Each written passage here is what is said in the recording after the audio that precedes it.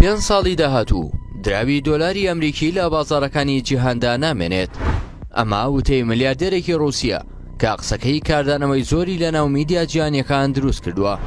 ملیاردێرە رووسیەکە دڵنیایی و متمانەی خۆی دەردەبڕێت لەبارەی نەمانی دراوی دۆلار و جێگرتنەوەیان بە دراوە ئەلکترۆنیەکان.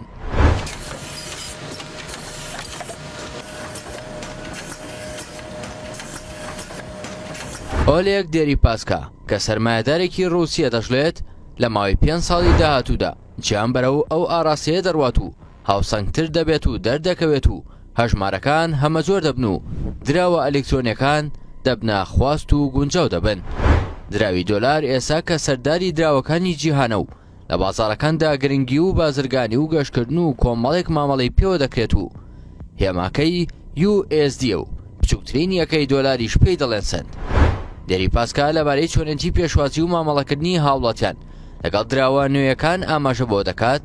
لە سەرەتادا ئەمە قورس دەبێت، بەڵام دواتر گیان تایبەتمەندیەکی نوێ دەدۆزێتەوە و دەبێتە گیانێکی ئازاد لە زاڵبوون.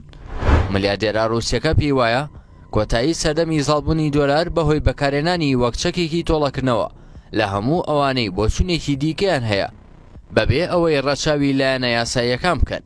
ئەمە لە کاتێکدایە پێشتر جێگری وەزیری خەزیانی ئەمریکا واڵی ئەدیمۆ باسی لەوە کردبوو کە سیاسەتی سزاکانی ئەمریکا لەوانەش سنووردارکردنەکانی ئێستای سەر رووسیا نابێت ڕۆڵی دۆلار وەک یەکێک لە دراوەزاڵەکانی جیهان لاواز بکات.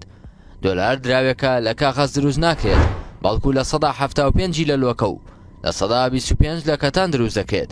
لە ئێستادا 1.2 تریلیۆن دۆلار پارەی نەخت لە جیهاندا هەیە و تا ئێستا گەورەترین دراوی دۆلار کە چاپ کرابێت 100,000 دۆلار بووە.